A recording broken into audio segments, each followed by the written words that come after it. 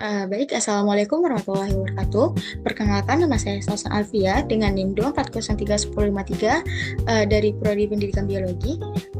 Baik, sebelumnya di sini saya akan menjelaskan mengenai tugas proyek saya, yaitu dari mata kuliah dasar-dasar ilmu pendidikan mengenai tugas menganalisis permasalahan pendidikan yang ada di Indonesia.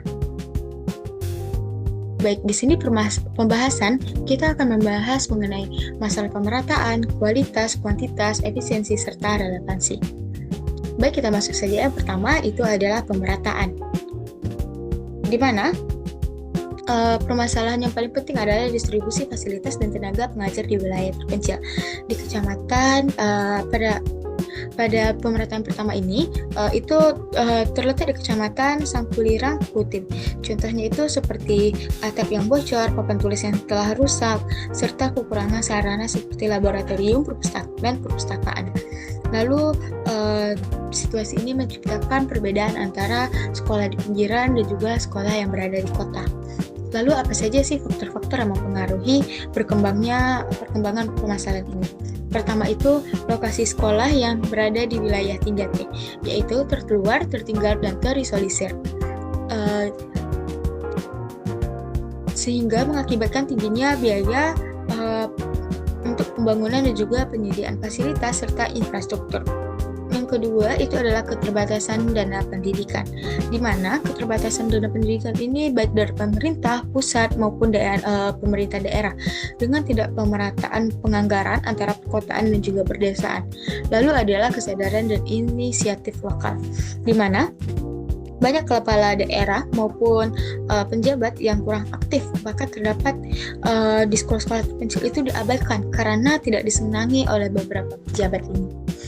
Lalu apa upaya yang bisa kita lakukan? Yang pertama itu adalah mengevaluasi dan juga perbaikan fasilitas, di mana evaluasi dan perbaikan fasilitas ini dapat dilakukan oleh Dinas Pendidikan dan Kebudayaan Kaltim dengan tujuan untuk menyamaratakan kesempatan pendidikan di daerah yang terisolasi. Lalu ada peningkatan jumlah guru sehingga memberikan kesempatan untuk banyak guru yang bisa mendaftar sebagai guru honor serta mengusulkan transportasi juga bagi siswa agar mereka lebih mudah untuk menjangkau pendidikan. Lalu ada kerjasama dengan sektor swasta dan juga perusahaan. Lalu itu ada pengaruh dari legislatif dan juga oleh DPRD untuk memastikan alokasi dana lebih adil dan juga transparan.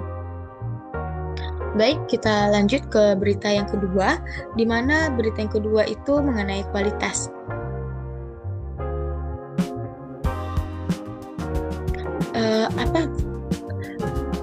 Di mana pada berita yang kedua ini tuh gedung sekolah dan ruang belajarnya itu dalam kondisi rusak berat, di mana dinding-dindingnya sudah mulai lapuk, plafonnya sudah bolong, jendelanya rusak, bahkan hampir mirip seperti kandang, di mana ruang kelas ini sudah sangat tidak layak digunakan sebagai tempat untuk menempuh pendidikan. Lalu juga terdapat masalah kekurangan guru.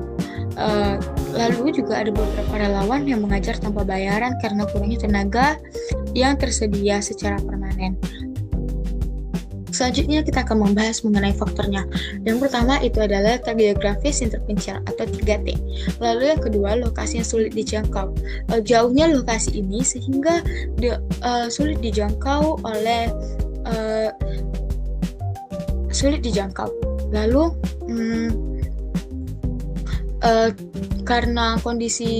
karena lokasinya yang sulit dijangkau ini menyebabkan pengeluaran dan juga upaya melengkapi fasilitas itu menjadi tidak efisien. Lalu usia dan kondisi bangunan lama. Banyak juga bangunan yang telah didirikan sejak tahun 70-an, di mana karena telah didirikan dari sejak tahun 70-an, banyak ruangan kelas yang mengalami kerusakan akibat usia serta kurangnya perawatan yang memadai. Lalu ada keterbatasan dana daerah, lalu bantuan anggaran yang terbatas, adanya prioritas lain dan pemotongan dana dari pemerintah kabupaten dan juga daerah. Dan juga yang terakhir itu adalah minimnya tenaga profesional, sehingga ini menyebabkan kekurangan guru di sekolah tersebut. Lalu apa upaya yang dapat dilakukan? Di mana upaya yang dapat dilakukan itu adalah melakukan program rekrutmen guru kontrak atau honorer seperti tambahan 100 tenaga guru di Teluk Wandama serta kenaikan insentif honor dari 1,5 juta ke 2 juta, 2,5 juta per bulannya. Lalu kejaksaan pemerintah pusat dan juga lembaga masyarakat kerjasama membentuk sinergi perbaikan fasilitas dan juga motivasi daerah agar lebih proaktif. Lalu yang telah dilakukan itu PUPR dan Pemkad Wandama telah melakukan rehabilitasi di 2 SD, yaitu Aisandami dan juga Tandia. Progresnya itu telah memperbaiki bangunan lama agar lebih layak digunakan. Lalu yang ketiga yaitu kuantitas. Nah, faktor-faktor ini yang pertama itu lokasi terpencil atau 3T. Lalu bangunan yang sudah usang dan juga minim perawatan. Lalu keterbatasan dana pendidikan, dan yang terakhir itu rendahnya keterlibatan masyarakat dan pemerintah setempat. Lalu apa saja upaya yang telah dilakukan? Yang pertama itu adalah rehabilitasi oleh pemerintah daerah. Lalu peningkatan ruangan kelas, di mana peningkatan ruang kelas tetap di SDN Reweng ini akan dilaksanakan yang telah dilaksanakan dari tahun 2024, meskipun ruang darurat dan berbahan bambu masih belum dapat diperbaiki. Lalu yang terakhir itu adalah program inversi dari pemerintah.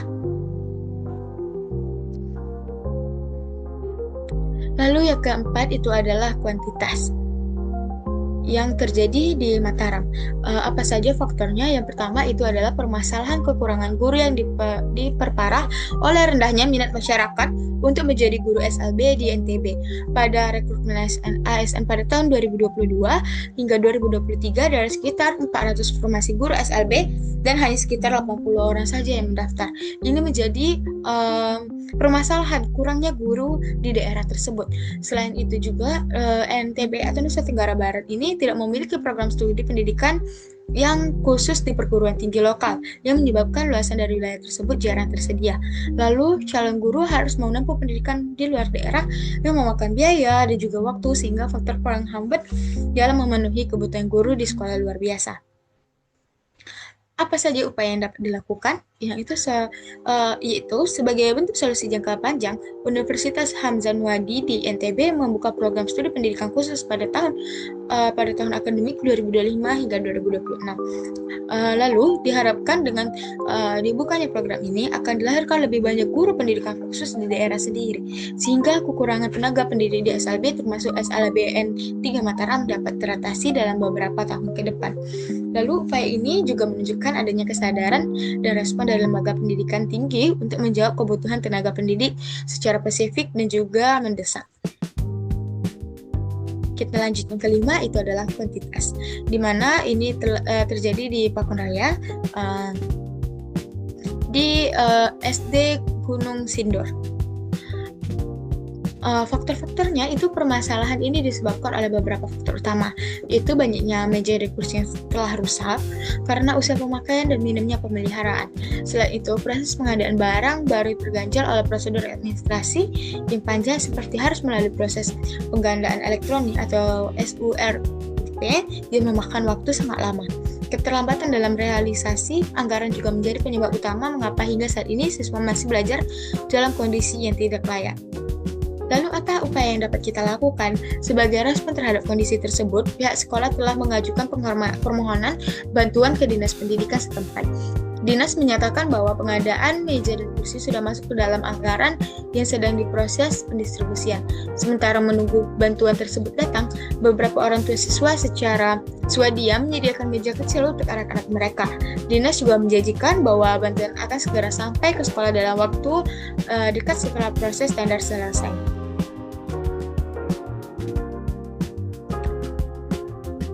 Kita lanjut yang keenam, yaitu dari efisiensi dari Jawa Timur. Karena di SD negeri di Kota Batu kekurangan siswa. Nah, apa sih faktornya? Penurunan jumlah siswa ini dipengaruhi oleh beberapa faktor, seperti penurunan angka kelahiran di wilayah tersebut serta perpindahan warga ke daerah lain. Selain itu, adanya sekolah swasta dan madrasah yang semakin diminati juga menjadi faktor yang mengurangi pendaftaran siswa di sekolah negeri. Faktor ini demografis dan pilihan masyarakat terhadap alternatif pendidikan menjadi penyebab utama berkurangnya siswa SD di negeri Kota Batu. Upaya yang dapat kita lakukan sebagai langkah penanganan, Dinas Pendidikan Kota Batu merencanakan untuk melakukan merger beberapa SD negeri yang memiliki jumlah siswa yang sangat sedikit. Merger ini bertujuan untuk mengoptimalkan sumber daya seperti guru dan fasilitas, serta meningkatkan kualitas pembelajaran dengan kelas yang lebih penuh. Upaya ini diharapkan dapat menjaga efektivitas dan efisiensi pendidikan sekaligus mempertahankan mutu layanan kepada siswa. Selanjutnya yang terakhir itu adalah relevansi. Berita ini saya dapat dari kumparan.com yang nama masalahnya itu pendidikan di daerah terpencil Indonesia. Faktornya itu beberapa faktor yang mempengaruhi kondisi tersebut antara lain seperti minimnya infrastruktur sekolah, yaitu seperti sulitnya penempatan guru yang berkualitas di daerah terpencil serta kondisi ekonomi keluarga yang rendah. Selain itu, akses yang terbatas ke teknologi membuat proses pembelajaran menjadi kurang efektif. Hal ini menimbulkan ketimpangan besar antara pendidikan di daerah terpencil dan juga perkotaan. Nah, apa saja sih upaya yang dapat kita lakukan? Untuk mengatasi masalah tersebut, pemerintah dan pihak terkait perlu melakukan sejumlah upaya, seperti membangun dan juga memperbaiki fasilitas sekolah agar lebih layak, meningkatkan pelatihan dan juga kesejahteraan guru yang ditempatkan di daerah terpencil, serta memberikan bantuan ekonomi agar anak-anak dapat tetap bersekolah tanpa dibebani biaya. Peningkatan akses internet juga sangat penting agar pembelajaran daring dapat berjalan dengan baik, karena pada semakin bajunya